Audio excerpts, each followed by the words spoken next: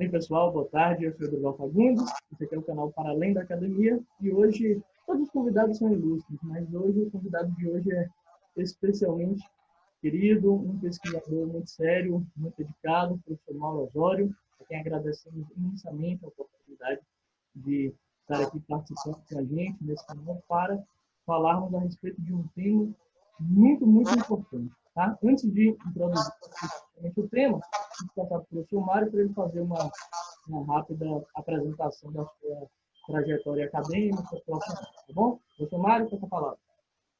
Ok. Bom, agradecer aí o convite, estar aqui. Acho que é importante a gente estar procurando refletir sobre a trajetória brasileira, né? O Brasil é um país que, desde o final do século XIX, desde a segunda metade do século XIX, ele passa por modificações extremamente importantes, né? Acaba o tráfico negreiro em 1850, o café, a cafeicultura, ela começa a ir para São Paulo em 1920. Em São Paulo, ela já começa a ocorrer com base na mão de obra salariada, uma migração europeia muito importante, principalmente italiana, uma política do governo estadual paulista para atrair imigrantes para São Paulo. Tem um livro da Zé Gattai, muito interessante, chamado Anarquista, Graças a Deus. Ela foi casada a vida toda com um escritor muito famoso, Jorge Amado, que é publicado em vários países, foi deputado federal também, constituinte de 1946, né? E esse livro da Zé Gattai, Anarquista, Graças a Deus, ela mostra a vida dos imigrantes italianos em São Paulo no início do século XX. Então, tem um livro também do João Manuel Cardoso de Mello, chamado Capitalismo Tardio. Ele é professor aposentado da Universidade de Campinas, né? Que é um livro muito interessante, fundamental para a gente entender essa transição econômica e política do século XIX para o século XX. Né? Para vocês terem uma ideia de como o Brasil muda, a partir da introdução da mão de obra salariada, do complexo cafeiro paulista, que, na verdade, é um complexo agrícola, mas também industrial, mas também de implantação de ferrovia, de infraestrutura no estado de São Paulo. Por volta de 1880, a cidade do Rio de Janeiro tinha 300 mil habitantes, a cidade de São Paulo tinha só 30 mil habitantes. Caraca! Então, na verdade, quer dizer, o Brasil ele sai do final do século XIX para os tempos atuais e já para a segunda metade do século XX, deixando de ser, numa velocidade muito rápida, né, um país rural para um país urbano. Né? E essa transformação industrial que já ocorre em São Paulo, principalmente na indústria do Rio, como a capital, quer dizer, do país, né, vai começar a trazer muitos movimentos sociais de classe média e vai trazer as Forças Armadas com uma visão muito de que eles têm que tutelar o país, né? Então, ou seja, os militares teriam essa missão, né? Talvez até o próprio Luiz Carlos Prestes, pela esquerda, também tinha a mesma visão, né? Então, é uma visão muito que diga nós somos os cegos, nós somos os sábios e nós vamos, até com visões, quer dizer, bastante distintas. As eleições para presidente de 1930 são fraudadas, o Getúlio consegue com isso, quer dizer, enfim, fazer um movimento que leva ele ao poder em 1930. E o Brasil, o Getúlio Vargas era uma pessoa indiscutivelmente com uma visão estratégica, né? E ele leva e começa o Brasil uma marcha para a industrialização. Eu acho que há um certo consenso que, do ponto de vista da estrutura administrativa, quer dizer, o Getúlio funda, quer dizer, o Brasil moderno, né? Vai criar concurso público, vai criar o DASP, depois ele vai criar a BNDES, vai criar a Petrobras, vai criar a Eletrobras, cria o IBGE, apoia muito os cientistas, criando o Laboratório Nacional de Computação Científica. Né? Então, entre 1930 e 1960, né, 1964, principalmente entre 1930 e 1960, o Brasil ele vive uma marcha batida de industrialização. Seja no período do Estado Novo, da ditadura Vargas, né, de 1930 até 1946, seja no período democrático de 46 a 64, democracia liberal, né? E quando vem a democratização em 46, após a Segunda Guerra, que também teve uma influência muito grande sobre isso, se criam 4 partidos importantes no Brasil, né? A UDN, que era o partido, podemos dizer assim, que era o partido da direita e das classes médias urbanas, o PTB, que era o Partido dos Sindicatos Trabalhadores, né? Criado sob influência do Getúlio, o PSD, que era um partido também da classe rural, mas também de setores de classe média, visão mais de centro da sociedade, né? E se cria uma grande coligação, né, getulista, né? Basicamente getulista, que se articula através do PTB e do PSD, né? E ainda tinha o Partido Comunista Brasileiro, que ele, logo depois na Constituição de 46, ele é colocado na clandestinidade, mas durante todo esse período de 46 a 64, ele vai ter uma influência muito grande, uma influência na intelectualidade muito grande. É um período da Guerra Fria, a proposta soviética cativava corações e mentes, né? E então nós temos, na verdade, esses 4 blocos aí, que são blocos extremamente influentes nesse período, seja no Congresso, seja no sindicato, seja na vida intelectual, na vida social, né? Na eleição de 46 para vereadores na cidade do Rio de Janeiro, o Partido Comunista Brasileiro não estava na clandestinidade, fez a maioria dos vereadores. Barão de Tararé. Então, vejam como era um partido influente, né? Era o PT dessa época, na verdade, né? O PT, na verdade, não é o PCB, era o PT. Quem era o PT dessa época era o PTB. O PTB fazia um papel parecido com o do PT. Mas o PCB era muito forte na intelectualidade, no movimento sindical, principalmente no Rio de Janeiro, e chega a fazer a maioria da Câmara dos Vereadores da cidade do Rio de Janeiro. Esse período 46 a 64, quer dizer, o DN sempre perdeu as eleições, né? E ela sempre questionava o resultado eleitoral. Quer dizer, o principal líder da UDN nesse período era o Carlos Lacerda, um político carismático, que jovem ainda tinha sido comunista. O pai dele, Maurício Lacerda, era um líder comunista importante, né? E o Lacerda vai para a direita, cria um jornal chamado Tribuna da Imprensa e vira o principal inimigo, né, do Getúlio e depois do João Goulart, né? Um líder muito carismático, ele foi um dos principais causadores do suicídio do Getúlio ali em 54, né?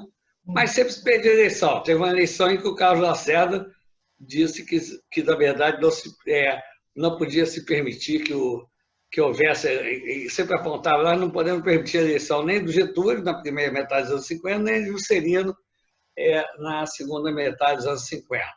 O Juscelino era muito ligado ao PSD, ele era do PSD, era mineiro, né? Era do PSD, mas era do PSD mais getulista, né? Mais próximo ao Getúlio, e era um cara que tinha umas coisas muito modernas. Na verdade, quem lança o Oscar Niemeyer, quem lança o Lúcio Costa é ele, quer dizer, a modernização lá de Belo Horizonte, da Pampulha, quer dizer, quem faz é o Juscelino, ainda prefeito, com o Oscar Niemeyer, depois, né, também vai acompanhar ele com participações no governo, depois com a Constituição de Brasília, né? E é curioso porque quando foi feita uma igreja na Pampulha, o Oscar Niemeyer chamou o Portinari, que era um artista, um pintor comunista, né? Que fez o painel que até hoje está lá na ONU, né? Muito famoso, brilhante. E o Portinari, a igreja achou que aquilo era provocação porque o Portinari era comunista. E aí disse que nunca iam botar padre para rezar missa naquela igreja enquanto não tirasse aquele mural do Portinari de lá. Só que quando o Juscelino foi eleito presidente, o coração da igreja amoleceu e eles mandaram o padre para rezar missa, porque o poder falou mais alto, o Juscelino presidente. Mas é engraçado que o Juscelino ele não se dobrou, eu acho que é uma amostra significativa. A política brasileira é muito radicalizada e sempre, quer dizer, as Forças Armadas com a ideia de tutela sobre o país, né? Vem o golpe bom, tem a eleição do Jânio Quadros, O Brasil ele tem uma tendência, existe uma parcela da sociedade, né?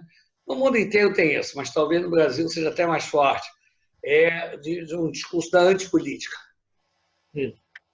Então, a antipolítica elegeu o Jânio Quadros, não deu certo, elegeu depois o Collor, não deu certo, e elegeu o Jair Messias Bolsonaro, que aparentemente não está dando certo. Né? Verdade. Então, essa questão de você fazer o discurso, quer dizer, da antipolítica, do herói que vem do Velho Oeste, né? Outro dia, agora, o Jair Bolsonaro até subiu lá no cavalo para uma manifestação lá em Brasília, né?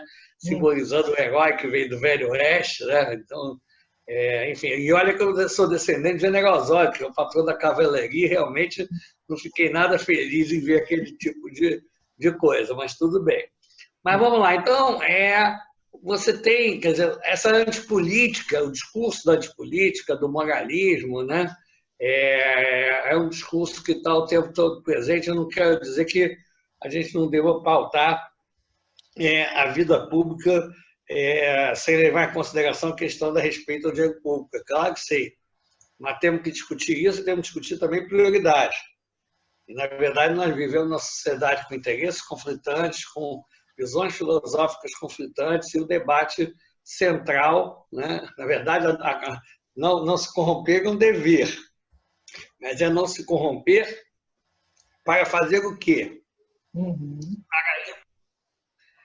Que tipos de políticas podem gerar uma sociedade mais igualitária ou menos igualitária?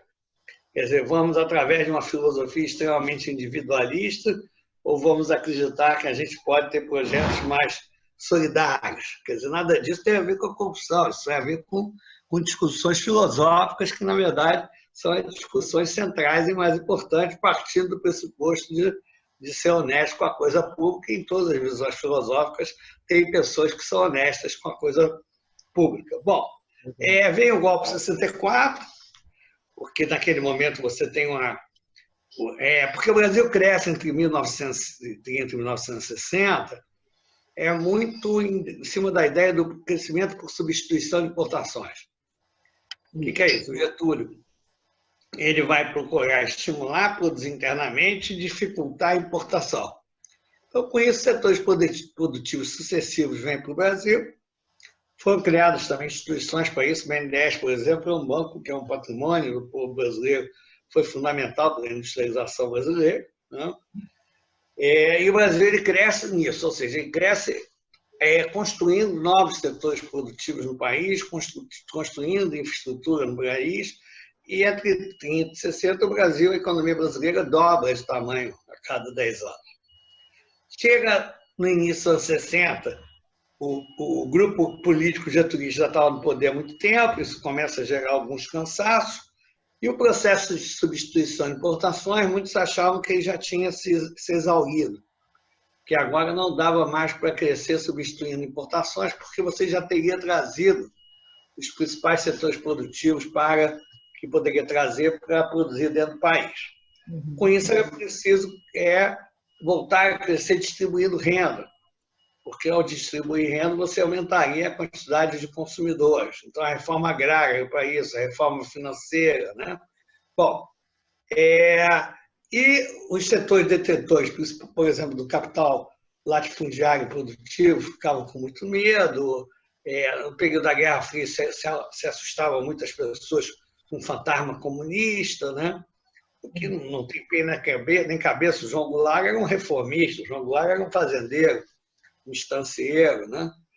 Mas, enfim, ficou muito essa radicalização, erro de ambos os lados, já acaba se tendo um golpe militar, que já tinha vindo sendo tentado várias vezes, mas nesse momento, como a economia tinha parado de crescer, né?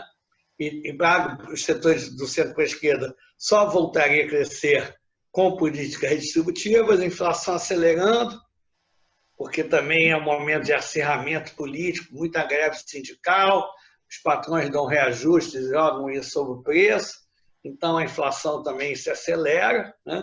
Então, o período de 60 a 64 é um período de muita instabilidade econômica, política e social. econômica, porque para de crescer com o processo de substituição de importações mostrando algum esgotamento, né? Não se consegue implantar uma política de redistribuição de renda para aumentar a capacidade de consumo interno e a economia voltar a se dinamizar. Tem um problema político grave, porque o Jânio Quadros resolve renunciar, achando que o povo ia pressionar e ele poderia voltar com mais poderes, né? Talvez até fechando o Congresso, mas ele renuncia aceita. O João Goulart foi eleito presidente, foi eleito vice, vira presidente, num momento de imensa radicalização política, né? Então, esse período de não crescimento econômico, de radicalização política, né?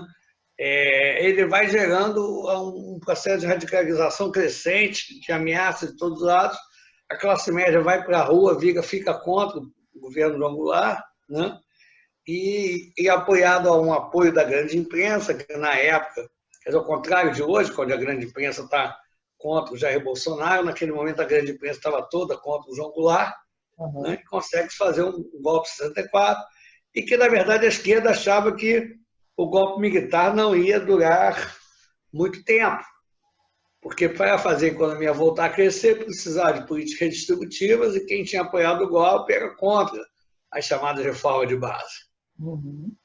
Só que o primeiro governo militar atrai tecnocratas competentes, conservadores, mas competentes, e se faz uma reforma tributária onde se aumenta muito a receita pública, se cria o sistema de crédito ao consumidor, se cria o Banco Central, né?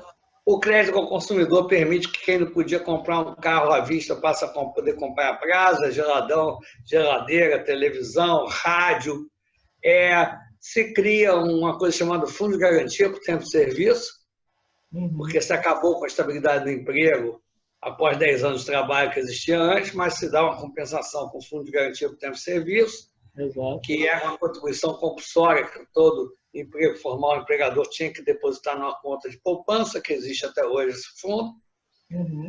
Então, os trabalhadores todos carteira assinada, as empresas passaram a ter uma despesa adicional de 8%, depositar numa conta de poupança dos trabalhadores brasileiros, que eles só podiam mexer ou quando morressem os beneficiários, ou quando se aposentasse, ou quando fosse comprar uma casa própria. E na época, quando podia casar, mas depois isso caiu, né? E cria um Banco Nacional da Habitação para administrar, e o Sistema Financeiro da Habitação para administrar isso. Então, se cria também, quer dizer, um grande investimento em casa própria, atendendo um sonho da classe média. Então, o crédito ao consumidor, a criação do Sistema Financeiro da Habitação, né? O financiamento para a construção civil, a ampliação de emprego que isso gera. Exato. E um momento internacional de crédito muito barato fez com que surgisse um milagre econômico até 1973, né? E depois, com o Geisel, o Geisel ele descobre que ainda tinha que substituir a importação, sim. O segundo PND, o segundo Plano Nacional de Desenvolvimento Econômico, é exatamente isso: passar a produzir no Brasil máquinas, equipamentos, fertilizantes, uma série de insumos, investir muito pesado na ampliação da exploração de petróleo no Brasil, e se descobre depois petróleo da Bacia de Campos e alto mar. Né? Então, você ainda tem ali 4 anos de crescimento, de 74 a 79, mesmo já tendo tido o primeiro choque do petróleo, mesmo a situação internacional já se modificando, quer dizer, brutalmente, né? Em 79, sai o Geisel, tem um livro do Antônio Barros de Castro, chamado Economia em Marcha Forçada, em que ele mostra que o segundo PND foi concluído, ou seja, o que o Geisel se propôs a fazer, ele fez. Quer dizer, antes se achava que não, que o segundo PND tinha fracassado, né? Mas o Castro, que sempre foi um economista muito cuidadoso, também professor da FRJ, chegou a ser presidente do BNDES no governo Itamar, ele, já falecido agora, ele mostra com muito detalhe que o segundo PND foi cumprido, né? Bom, aí em 79 veio o segundo choque do petróleo, crise internacional, crise da dívida externa dos países da América Latina, porque os países tinham se endividado a taxa de juros flutuante, iam pagar o juro da dívida, a taxa de juros de cada momento, e, na verdade, os países, quando o petróleo sobe de preço, 74, 79, a inflação internacional se acelera, os países centrais passam a elevar a taxa de juros para combater a inflação, e os juros da dívida externa sobem junto. O Brasil começa a ter dificuldade de pagar. Quem tinha pego o empréstimo nos anos 70 tinha sido o setor privado. Eles correm para o caixa do Banco Central para pagar a dívida externa e não renovar. O governo federal começa a correr atrás de dólar para não faltar dólar em caixa no Brasil, né? E aí a dívida externa, que era privada, vira pública. Exato. Tá certo? E aí, e também as estatais, também eles usam as estatais para pegar dinheiro emprestado no exterior. Ou seja, quando o cara do banco, quando o cara do setor privado, ele ia querer comprar dólar para pagar a dívida externa, tinha que ter dólar aqui. Quem é que passou a buscar dólar lá fora? O governo e as estatais. Só que as estatais começam a se endividar em dólar. Então, a parte do custo delas passa a ser em dólar. Mas o governo, porque o Brasil, no final dos anos 70, ainda importava 50% do petróleo que precisava. Então, na hora que o preço do petróleo sobe, né, o custo das empresas sobe. Elas vão querer jogar isso no preço, e a inflação vai estar subindo. Então, no final dos anos 70, a gente tem uma dívida externa que começa a se tornar complicada, e que o governo assume ela. Uma inflação ascendente por uma série de motivos. Um deles é pela elevação do preço do barril do petróleo, que sobe em 74 várias vezes, sobe em 78, 79 de novo, né? Então, nós temos, no início dos anos 80, um problema de dívida externa, que é assumida pelo governo, um problema de inflação. As estatais são colocadas pelo governo, né, para obter empréstimo externo, passam a dever em dólar, então seu custo passa a aumentar em dólar, só que o governo não queria que a inflação subisse, então ele não permite que as estatais joguem no preço o seu custo adicional pela inflação. E aí as estatais começam a ter déficit. Quando as estatais começam a ter déficit, isso também vai criando um problema de o quê? De dívida pública. Exato. Tá certo? Bom, e a economia também, com todos esses problemas, a economia brasileira para do crescimento, que entre 30 e 80, o Brasil ele cresce em média, ele dobra de tamanho a cada 10 anos, em média. Num projeto fundado pelo Getúlio em 1930. Porque, na verdade, o golpe de 64 foi contra o getulismo, mas os estatais, os militares e os tecnocratas continuaram na mesma lógica. Cria Embratel, cria Telebrás, né? Vamos modernizando o Brasil, o setor estatal tem um peso importante nisso. Tá certo? Então, quer dizer, nós vivemos entre 30 e 80 um período ditatorial, getulista, período democrático, 46, 64, e um período de ditadura militar de 64 a 80, mas na economia, basicamente, a inspiração é as bases implantadas pelo Getúlio. Aquilo não permaneceu. Desse longo período de 50 anos. Veja o que é a importância de um determinado start. Tem um economista chamado Albert Hirschman, que ele vai dizer que qualquer processo de crescimento econômico, desenvolvimento econômico, o mais difícil é começar. Depois do próprio processo, ele vai encontrando as suas soluções, as instituições vão sendo criadas. Então, acho que o Hirschman também explica bastante esse período brasileiro. Bom, então, 80 a gente tem inflação acelerando, crise do petróleo, tá certo? Crise da dívida externa brasileira, né? A economia internacional desacelerando, que os países passam a ter preocupação em combater a inflação, porque seus custos também estão crescendo, os países centrais. Então, as nossas exportações também ficam mais difíceis. E o Brasil coloca no poder o regime militar talvez o seu general menos preparado, que era o João Figueiredo, que, aliás, era parecido em muitas coisas com o nosso Jair Bolsonaro, né? Xingava as pessoas, era grosseiro, né? Aliás, o Ernesto Geisel dizia que o Jair Bolsonaro tinha sido um mau soldado, né?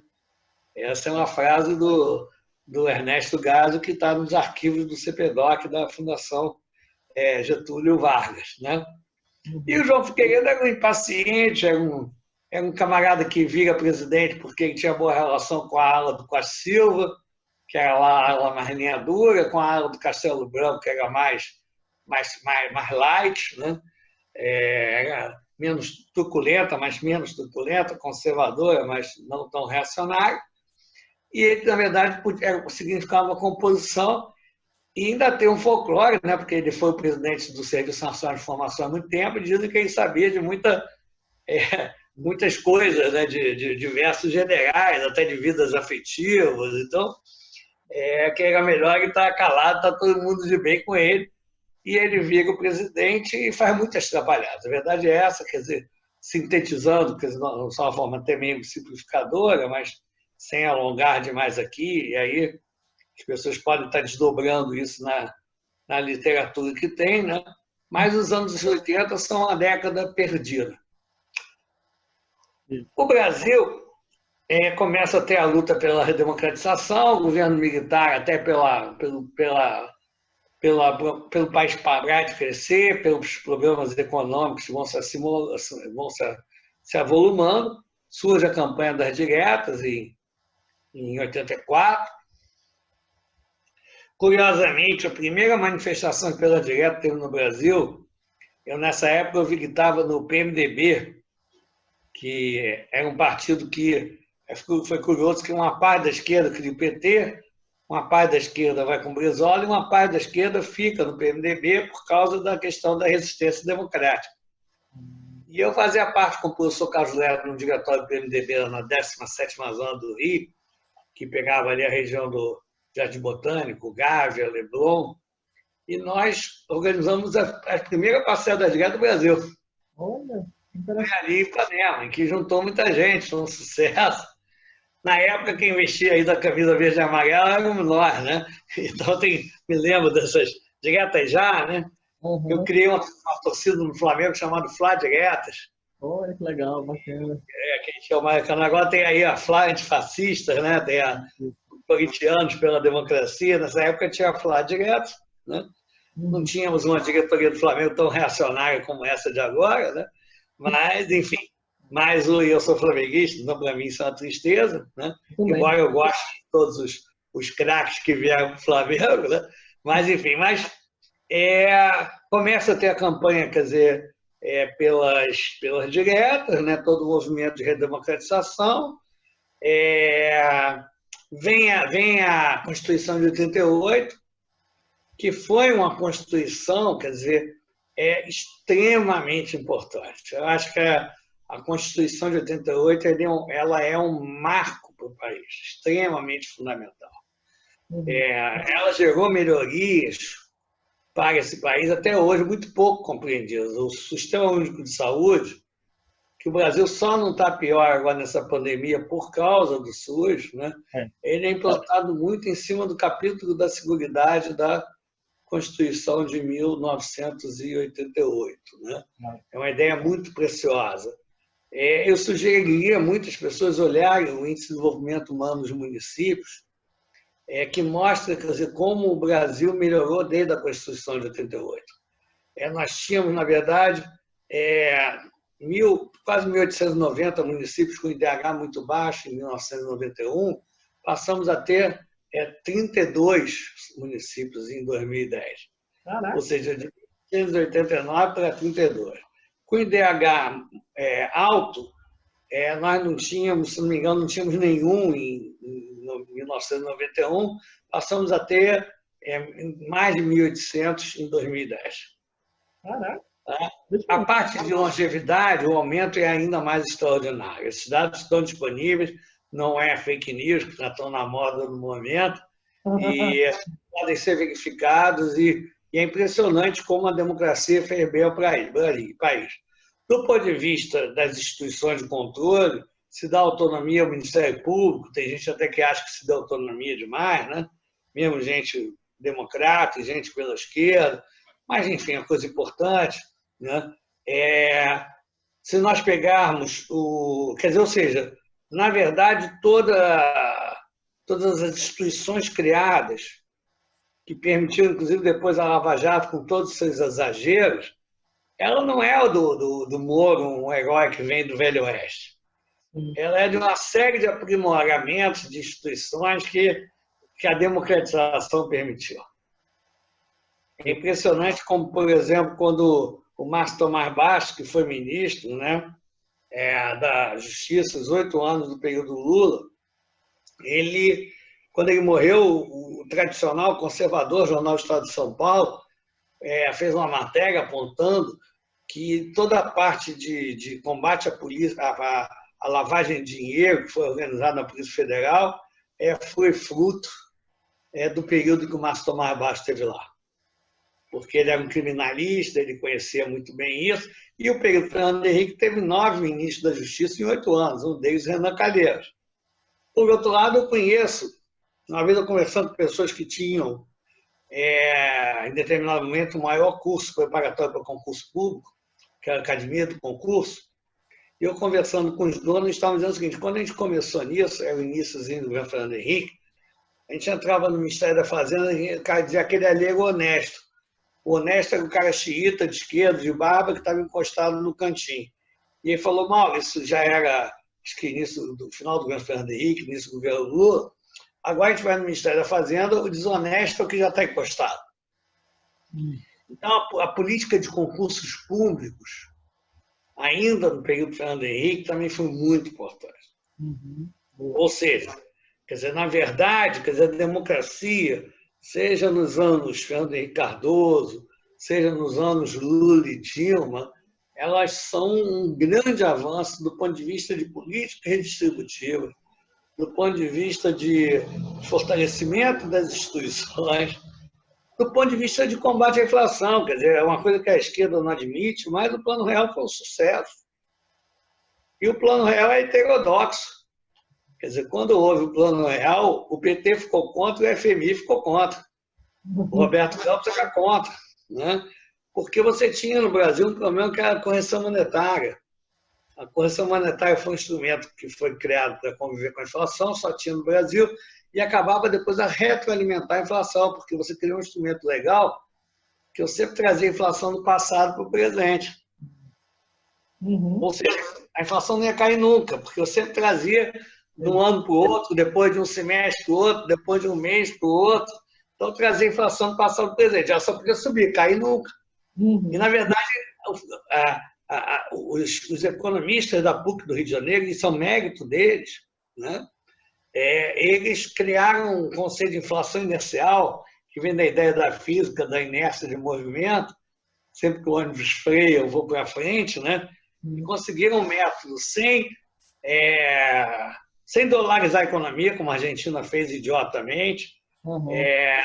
Na verdade, sem precisar fazer congelamento de preço.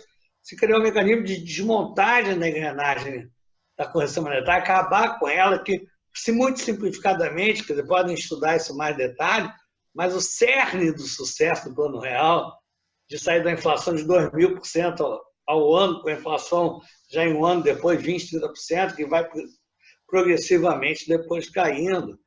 Então, você tem todas as políticas sociais do período Lula e Dilma, né? Você tem um aumento do salário mínimo, que já começa lá no Plano Real, porque quando a inflação não sobe mais, né? Ou sobe muito pouco, qualquer aumento que você dá fica.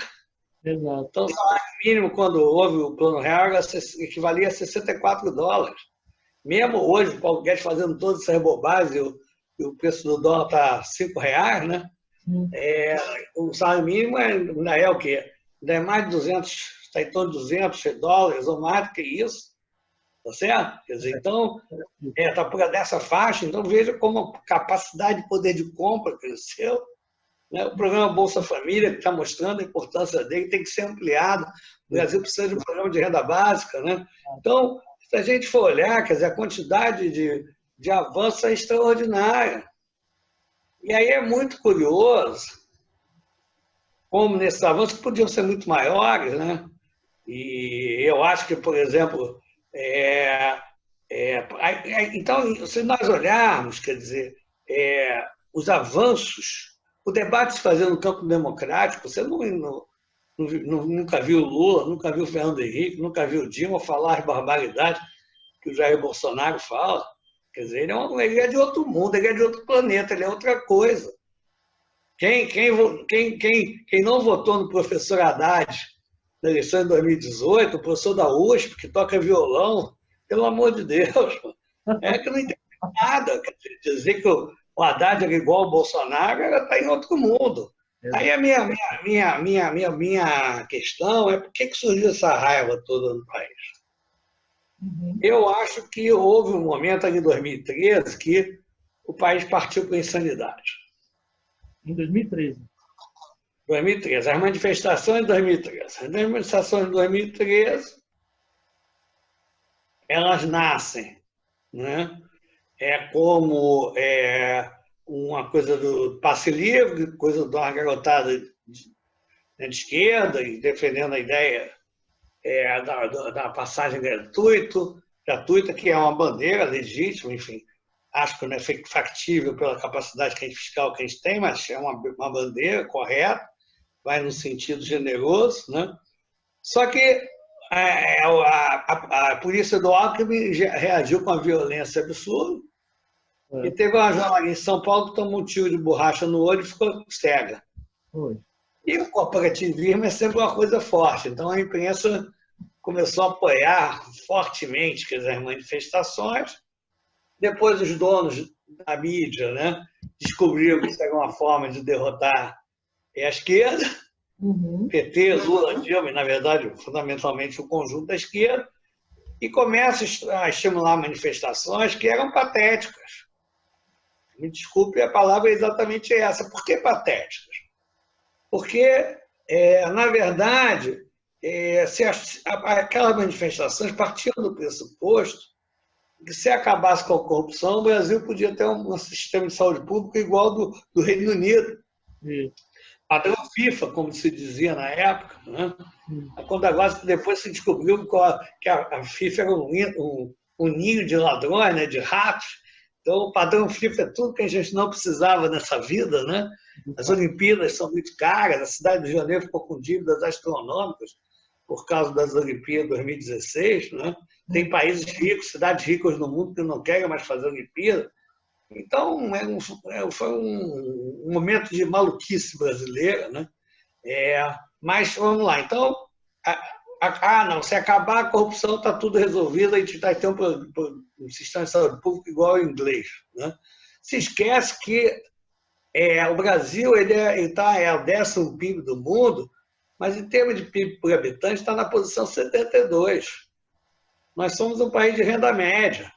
Então, quando a gente pega a nossa receita tributária e divide pelo número de habitantes, a gente tem várias vezes a menos capacidade de gastar do que os países desenvolvidos. Tá certo? Então, a gente tem que ser pobre, porém limpinho. Porque não dá para ter padrão FIFA, mesmo se esse slogan fosse um slogan correto, e não era. A questão é muito também de que você tem que continuar crescendo a economia, mas ao mesmo tempo que distribui. Até porque, na verdade, a demanda na economia é central.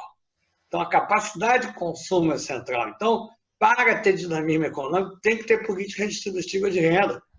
Quer dizer, a Europa do pós-guerra, com medo da União Soviética, ela fez um pacto com os patrões trabalhadores que, do pós-guerra até os anos 70, a economia internacional crescia com distribuição de renda e foi usando o jogo do capitalismo. Então, é uma bobagem você querer diminuir o custo empresarial, porque se não aumentar a capacidade de consumo, se não aumentar a renda na mão do povo, a economia não cresce. Quem consome é pobre.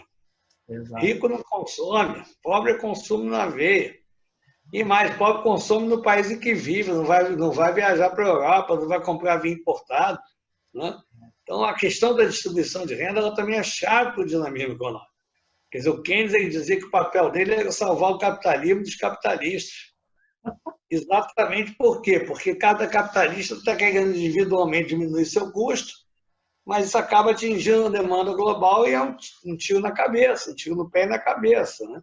Mas, enfim, mas as manifestações de 2013 foram gerando um caldo de raiva na suposição que tudo vinha da política, que a política era um mal em si, que tudo era resultado da corrupção. Né? Eu estava ali no Terminal Menezes Couto, no centro do Rio, edifício Garagem, e eu vi ali a garotada, uma garotada radicalizada, partiu para cima dos PMs, os PMs saíram correndo, quase mataram os PMs. E eu vi gente de classe média aplaudindo aquilo, quer dizer, uma raiva louca. Eu falei, isso não vai dar certo. Quem é que melhor no Brasil interpreta um momento de raiva crescente? É o picolé de chuchu, do Alckmin, que é o candidato dos tucanos? Não. É o Messias. É o Jair Messias Bolsonaro. Então, quer dizer, a direita demonizou o PT, como disse outro dia um artista, né, errou na quantidade de pólvora que pôs no revólver, né? E com isso acabou matando o Alckmin mais do que o PT, porque o PSDB se arrebentou mais nas eleições de 2018 que o PT. E olha que eu nunca fui filiado ao PT, mas eu tenho uma visão desenvolvimentista, eu tenho uma visão de que a questão distributiva de renda é absolutamente fundamental, a questão da democracia, da radicalização da democracia, dos direitos sociais. Então, eu sou um keynesiano, quer dizer, então, enfim, tenho essa visão, e aí eu acho que, por exemplo, curiosamente, na eleição de 2002, o Serra, na economia, faz um discurso à esquerda do Lula. Né? Então, na eleição de 2002, eu votei no Serra. Na eleição de 94, por causa do Plano Real, eu votei no Fernando Henrique. Em 98, votei no Lula. 2006, votei no Lula. 2010, votei na Dilma. 2014, votei na Dilma. Vai votar em quem, né? Mas, enfim, na minha visão, eu não ia votar no Aécio. Também se mostrou aí quem era o Aécio no final das contas e que desminiguiu, né? Mas, então, o que eu acho é que nós perdemos muito rumo a partir das manifestações de 2013.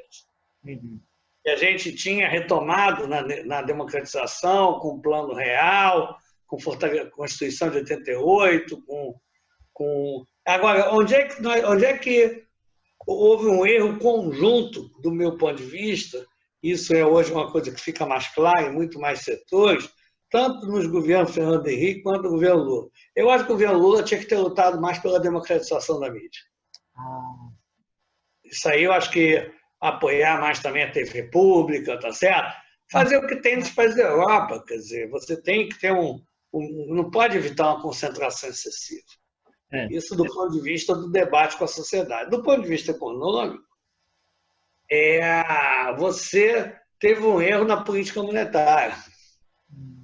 Quer dizer, como o Brasil passou a ter inflação muito alta, quer dizer, no início dos anos 90, a gente tinha uma inflação de mais de 2.000% ao ano, né? O Plano Real acabou exagerando nos remédios. A diferença entre o remédio e o veneno é a dosagem. Né? E o governo exagerou na taxa de juros. Ou seja, a taxa de juros, você tinha uma inflação que era fruto da correção monetária, trazia sempre a inflação do passado para o presente, o cerne do Plano Real é isso, mas a taxa de juros também ajuda a combater a inflação, porque sempre que o juro está alto, você vai comprar a prazo, a prestação fica mais cara, você diminui o consumo e a inflação não sobe. Mas o problema é que qualquer aceleraçãozinha inflacionária depois do Plano Real, você achava que ia fugir o controle. E joga a taxa de juros lá para a Lua. Quando joga a taxa de juros lá para a Lua, você asfixia o consumo. E o Brasil, desde o Plano Real, ele cresce a taxas muito mais baixas do que ele poderia, principalmente pelo erro da dosagem da taxa de juros. Tá? Ou seja, eu acho que ali houve um erro de calibragem de remédio. Bresser Pereira defende isso, Delfim defende isso, José Carlos Serra defende isso, né?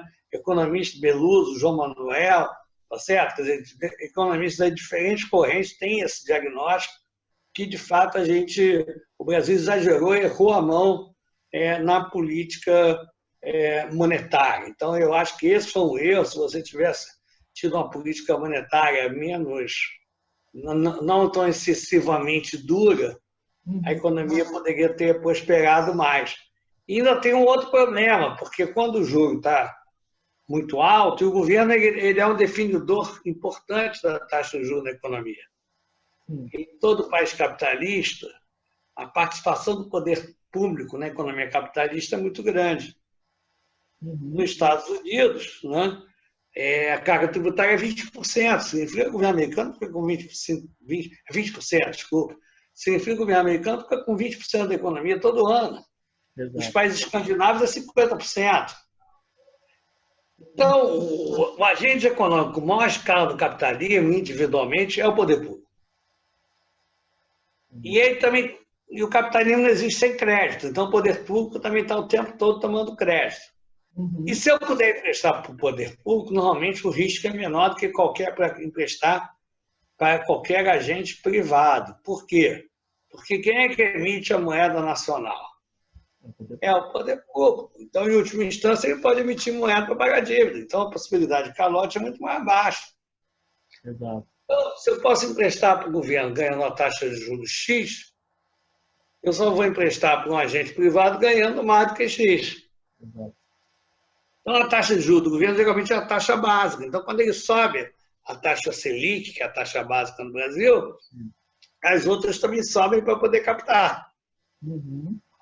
Tá certo? E aí os bancos têm, ano após ano, lucros extraordinários, né?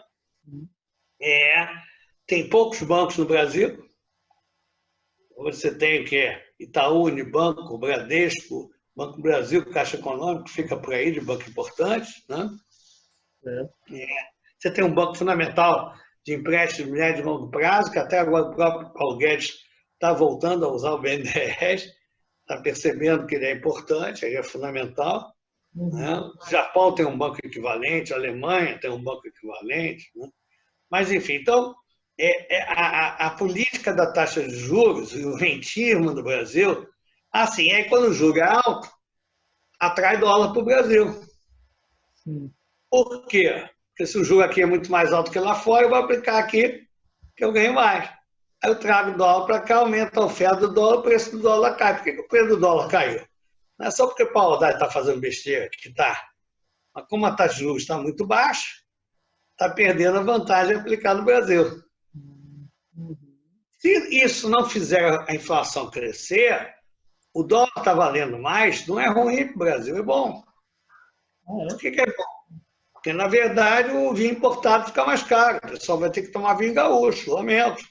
Também é gostoso, né? Tá certo? Quer dizer, a produção interna ela fica muito mais competitiva. Tá certo? Quer dizer, ou seja, na medida que você tem um juro alto e você tem um dólar artificialmente barato, você cria uma concorrência desleal. Fica barato comprar enxoval em Miami. Exato. Fica barato viajar para o exterior o tempo todo, né? Aliás, agora a classe média e a classe alta vai ter duas dificuldades de viajar para o exterior. Né? Um é o câmbio, e segundo que os europeus e americanos não estão querendo receber a gente lá de jeito nenhum, para não falar uma palavra mais contundente. Né? Não estão querendo receber a gente lá nem fudendo, né? Porque realmente, está certo que o risco da coronavírus também conta. Então, a classe média que votou no Bolsonaro deve estar triste, que o dólar aumentou, a administração absolutamente desastrada dessa crise pelo Bolsonaro também faz com que a classe média agora esteja proibida, né? Agora não é mais a empregada que vai para os Estados Unidos, agora não pode ninguém, né? Tá certo? A patroa não vai, a babá também não vai, porque não estão querendo nos receber lá e vai ter dificuldade com relação a isso. Então, eu acho que foi, quer dizer, dessa forma que nós chegamos ao momento atual. Agora, o desafio é como é que a gente une pelo menos os 70%, agora gostei muito desse jogo, sobre todos os 70%, né? Eu acho que pelo Bolsonaro ele vai tentar ter alguma intervenção militar, ele vai tentar, isso aí está claro, falam, né? como é que a questão é como é que a gente defende as instituições, quer dizer, como é que a gente chega a 2022, tá certo? Como é que a gente sobrevive economicamente até lá, né? E não tenho certeza, chegando às eleições de 2022, eu não sei quem ganha. Eu sei quem não ganha, Jair Messias Bolsonaro. Eu acho que quem for para o segundo turno com ele vai ganhar, se ele for para o segundo turno. A situação está na deterioração tal, né, que não sei nem se ele vai, né? Mas realmente a gente vive em impasse, quer dizer, a gente não sabe o que vai acontecer, que besteira que pode se fazer, né? Tem essa discussão sobre o artigo 124 da Constituição, né? Exato. O que é exatamente isso, e toda a pressão que existe, mas eu acho muito difícil alguém conseguir dar um golpe e se manter, né? Numa situação que está contra o governo Jair Bolsonaro, tá certo? A mídia está inteiramente contra, né?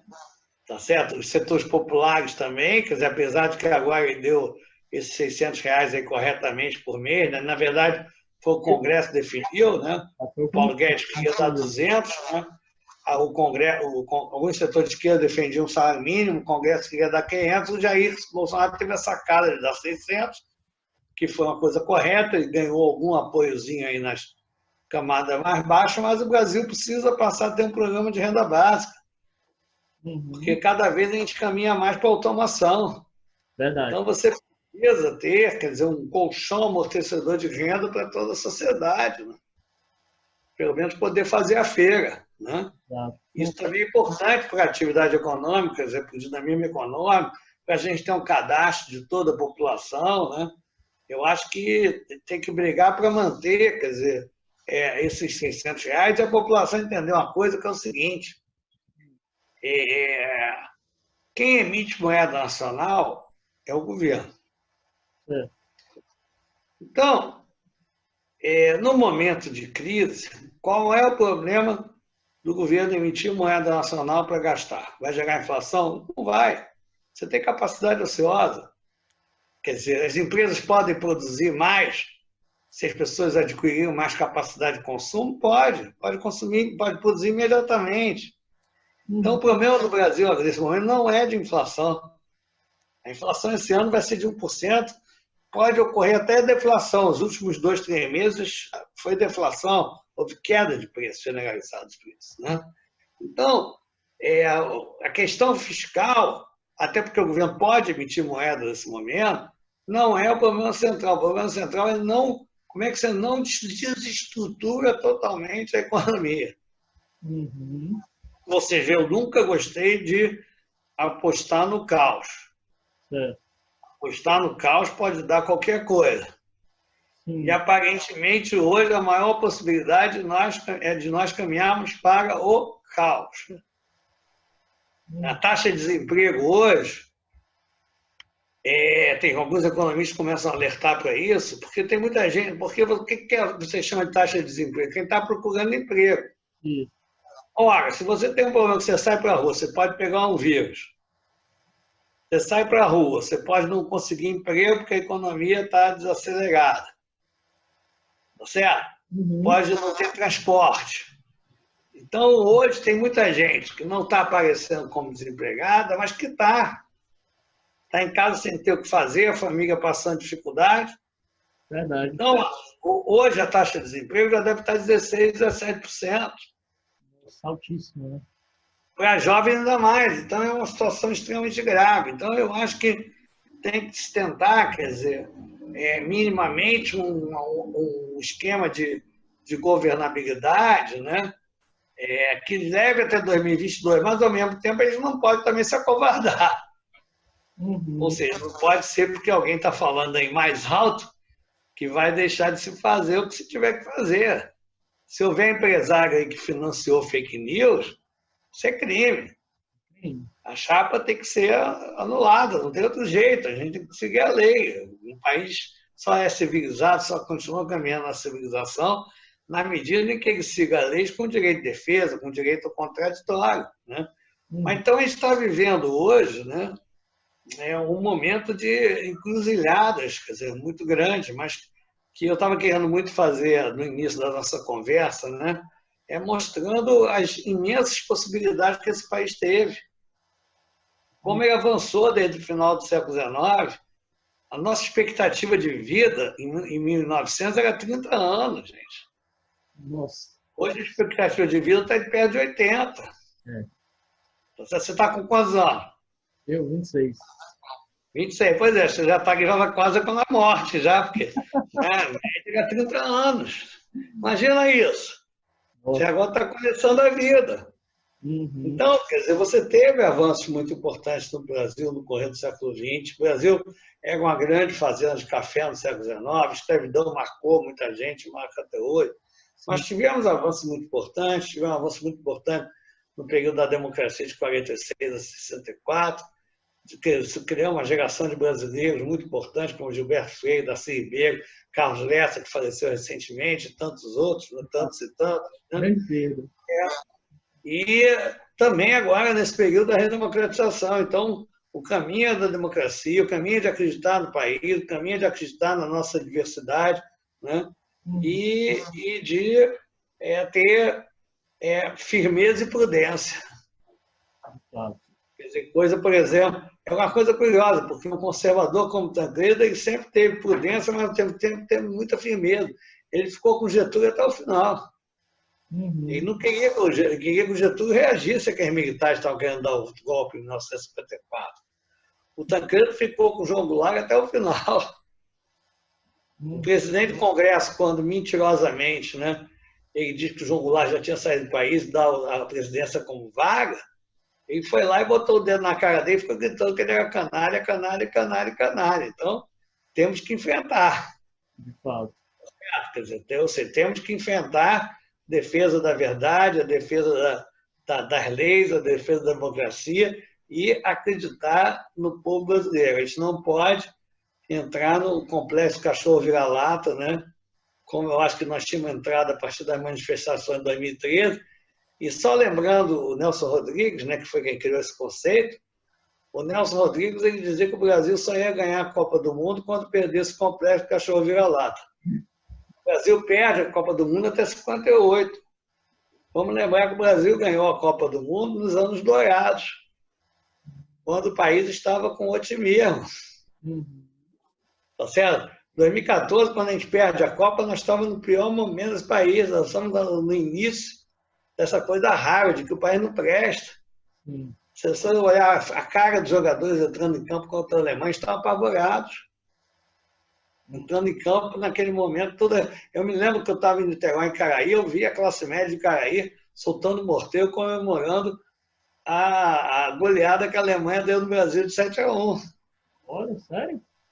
Sério. Então, esse era o clima. Quer dizer, tem autores que dizem que sem autoestima não se gera desenvolvimento. O Carlos Lessa tem um livro só sobre isso. Tem outro autor, Albert Hirschman, que trabalha muito com isso. Eu estava lendo outro dia um autor, um diplomata estrangeiro, que ele dizia que uma das coisas que move um país é a virilidade espiritual. Olha. Ou seja, ao mesmo tempo você ter humildade, mas você acreditar. Então, um recado que eu deixo, né, para as pessoas mais jovens, né, é que a autoestima é fundamental para a vida de uma pessoa e para a vida do país. E vamos em frente, acreditar na democracia e brigar pela democracia e brigar pela diminuição da desigualdade. Exato. Exatamente. Professor, só uma última perguntinha, assim, bem bacana. Já colocou essa questão da autoestima, né? Mas no nível mesmo da operacionalização, assim, o que você acha? E para além da questão da renda básica, né, que você já deixou bem claro também que é uma política que o senhor apoia. O que você acha? É que tua voz está tremendo um pouco. Ah, minha voz está tremendo? E agora melhorou? Está um pouco melhor. Tá. Falei assim, para além da autoestima, né, e para além da questão da renda básica, qual outra política o Brasil pode implementar, né, para a gente tentar sair um pouco dessa crise, se não institucional, pelo menos a econômica?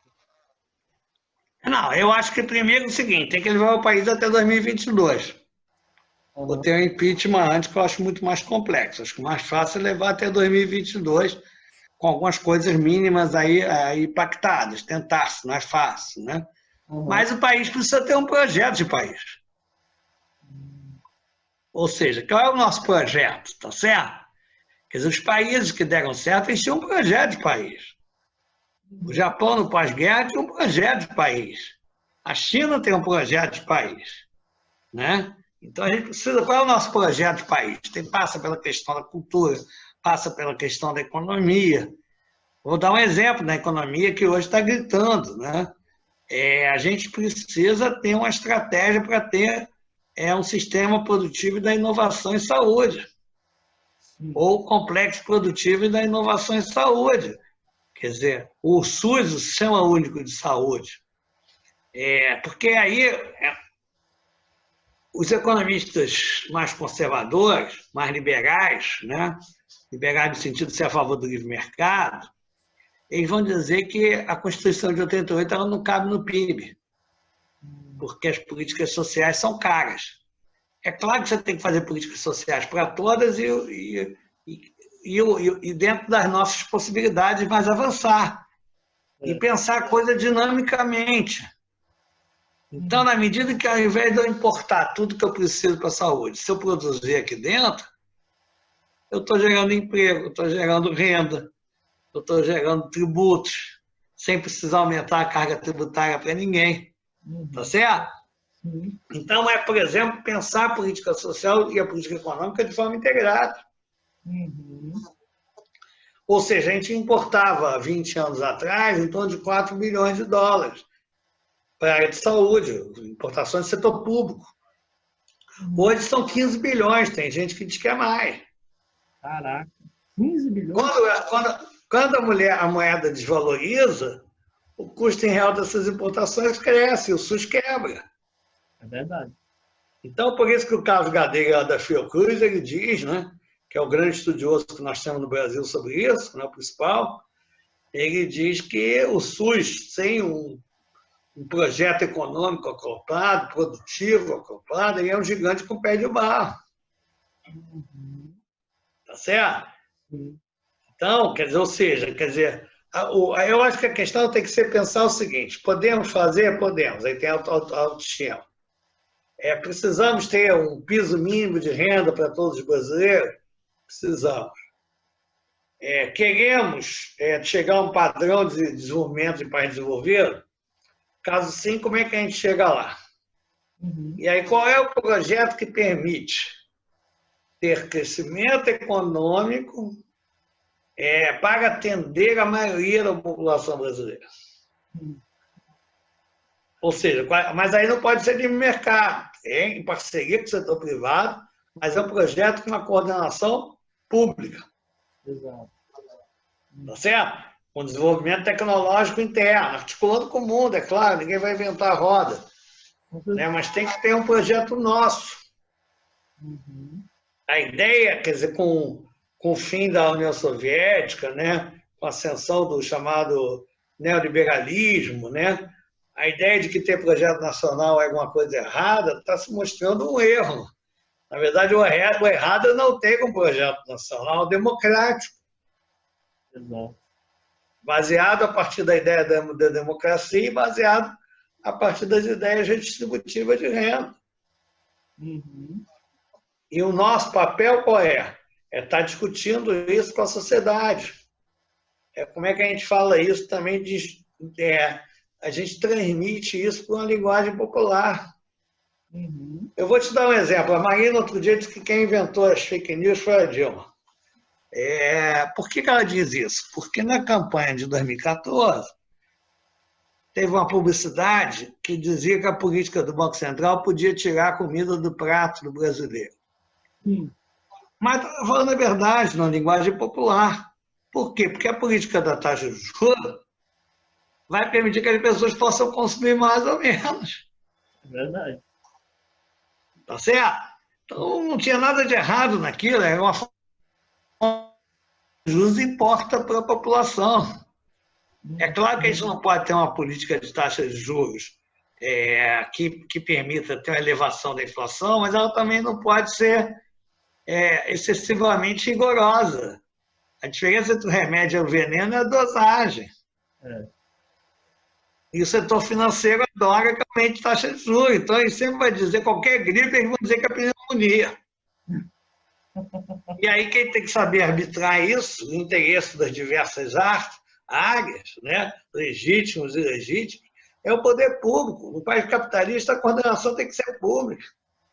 Uhum. Isso é Keynes Navé, que é um defensor do capitalismo. Quer dizer, o capitalismo de sucesso tem coordenação pública. O governo americano, né, ele, na verdade, a parte de inovação, ele vai na frente e vai puxando. Verdade. O Banco de Comércio Exterior dos Estados Unidos, até hoje, é uma agência pública. Então, eu acho que, junto, quer dizer, com a renda básica, junto com a defesa da democracia, né, qual é o nosso projeto para isso? Eu acho que esse é que é o debate. Aberto, democrático, não é para fazer uma coisa autárquica, não é isso, mas quais são os nossos interesses nisso, tá certo? Uhum. Não é ficar beijando a bandeira americana. Pode até beijar, mas tem que entender que a gente tem que defender o interesse brasileiro. Exato. Bom, eu queria agradecer ao Dorival aí a oportunidade, o esforço dele, trabalhando aí nesse domingo nosso aí de Covid-19, e dizer que a gente tem que lutar para superar essa crise sanitária, a crise política, ter muita firmeza e muita tranquilidade, muita defesa da democracia, ter uma política de renda básica para esse país, lutar pela democratização, temos eleições esse ano de forma adequada, em 2022 também de forma igualmente adequada, e voltarmos a entender que a gente precisa ter um projeto de país, um projeto democrático, onde a gente quer ir, quer dizer, como é que a gente vai se desenvolver, como é que a gente vai se desenvolver tanto protegendo o meio ambiente. E deixando aí para os alunos, né, a ideia de que é sempre necessário ter interdisciplinaridade. Ou seja, um médico que só sabe medicina, nem medicina sabe. Um advogado que só sabe as leis, nem direito sabe.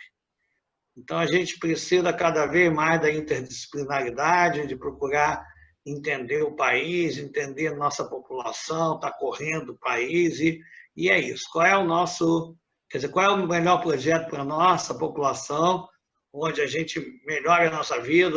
Hoje o arcabouço institucional, eles são, infelizmente, institucionais, nacionais em cada país, e como é que a gente faz para nos desenvolver e para negociar também um mundo mais igualitário, né? Mas a partir de nós podermos ter condições de vida, de estar discutindo isso, de estar discutindo também, ou seja, precisa construir um projeto fraterno nacional para poder discutir um projeto fraterno internacional.